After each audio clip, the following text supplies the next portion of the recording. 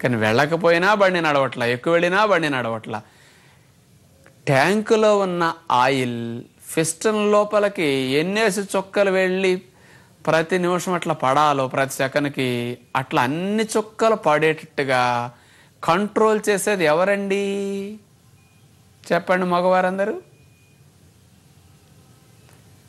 Carburettor.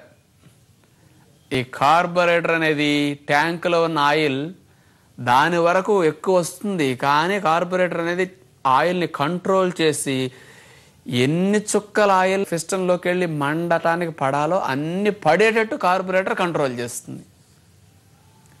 అలా కరెక్ట్గా పడేటట్టు కంట్రోల్ చేస్తే కరెక్ట్గా మోటార్ సైకిల్ నడుస్తుంది, మైలేజ్ ఎక్కువ వస్తుంది.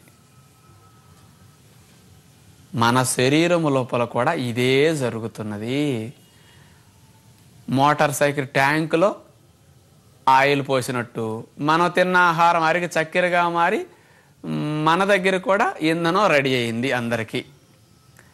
కొందరికి ఈ రక్తములో ఉన్న చక్కెర పదార్థాలు కణము లోపలికి ప్రతి క్షణము ఎంత చేరాలో కరెక్ట్గా అంత చేరతా ఉంటాయి. పిస్టన్లో ఇంధనం పడాల్సినట్టుగా చుక్కలు చుక్కలు పడినట్లుగా. ఇది ఆరోగ్య లక్షణం.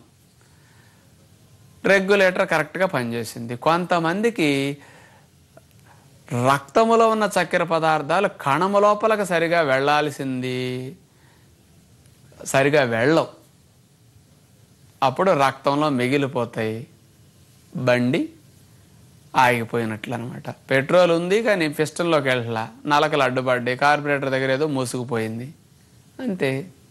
బండి నడవదు, సరిగా ఊపుతూ ఉంటుంది. మన పని అంతే. రక్తంలో చక్కెర పదార్థాలు ఉంటే బండి నడవదు, కణం లోపలికి వెళ్తే బండి నడుస్తుంది. ట్యాంకులో ఆయిల్ ఉన్న, కార్బొరేటర్లో ఆయిల్ ఉన్న బండి నడుస్తుంది ఏంటి? పిస్టన్లోకి వెళ్తే నడుస్తుంది. సేమ్ అంతే.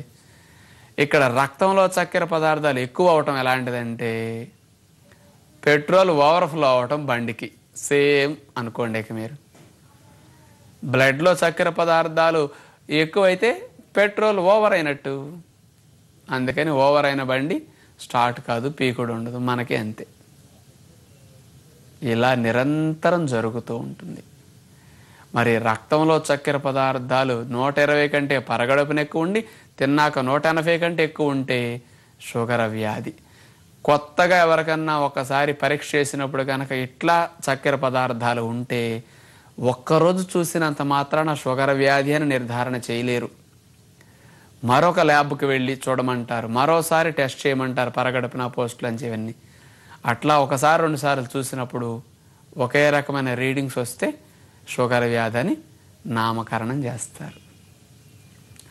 షుగర్ వ్యాధి అని కనుక ఒకసారి డాక్టర్ మనకి కనుక స్టాంపు కొడితే once diabetic you are always diabetic అంటుంది సైన్స్. ఒక్కసారి షుగర్ రోగాన్ని కనుక స్టాంపు పడితే జీవితంలోకి ఆ స్టాంపు పోదు అంటుంది శాస్త్రం. అది ఎలా అంటే ఆంబోతెద్దుకు పిర్ర మీద ఒక స్టాంపు కొడతారు, అందుకని అచ్చోసిన ఆంబోత్ అంటారు. ఏంటి ఆ స్టాంపు తెలుసా మీకు? ఆంబోతెద్దుకు పిర్ర మీద ఉంటుంది చూడండి, ఇట్లా గుండ్రంగా స్టాంపు. ఆ స్టాంపు ఏం తెలియచేస్తుందంటే ఈ ఎద్దుని ఎవ్వరూ బండి కట్టకూడదు. పొరపాటున మీ దొడ్లో పడి గనక ఏ గడ్డో మేతో గనక ఏ మొక్కలో తినేసిన ఎద్దు, ఈ ఎద్దుని ఎవరో కొట్టకూడదు. ఈ ఎద్దు బలంగా ఉంది కదా అని ఎవరు దీన్ని కట్టి వేయకూడదు. సొంతంగా మన దొడ్లో కట్టేసుకోకూడదు మళ్ళా. అందుకని కట్టేయకూడదు, మేత పడి తిన్నా కొట్టకూడదు, ఎవరు బండి కట్టి దీన్ని వాడుకోవడానికి ప్రయత్నం చేయకూడదు అని స్టాంపు తెలియజేస్తుంది.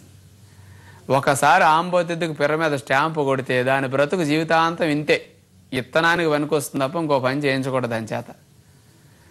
ఆ స్టాంపు లైఫ్ లాంగ్ ఎట్లా గుర్తు చేస్తుందో, ఒక్కసారి షుగర్ రోగి అని కనుక డాక్టర్ మనకు స్టాంపు కొట్టాడు అంటే ఇక బ్రతికినన్నాళ్ళు ఆ స్టాంప్ అట్ట పడి ఉంటుందంట, you are a diabetic patient అని. అంత గట్టిగా చెప్పేస్తుంది వైద్య శాస్త్రం. ఒకసారి షుగర్ వస్తే అది జీవితాంతం అంతే నీ బ్రతుకు అంటున్నది. షుగర్ వ్యాధి అంటే అదన్నమాట. కొంతమందికి బార్డర్లో షుగరు అనుమానంగా ఉంటుంది, కొంతమందికి కొంచెం బార్డర్ కూడా దాటుతుంది షుగర్. అప్పుడు కన్ఫర్మ్ చేసుకోవటానికి గ్లూకోజ్ టాలరెన్స్ టెస్ట్ అంటారు, జీటీటీ. ఈ టెస్ట్ కనుక చేయించుకుంటే మన షుగర్ వ్యాధి కన్ఫామ్గా అవునా కాదా నిర్ధారణ అయిపోతుంది అన్నమాట.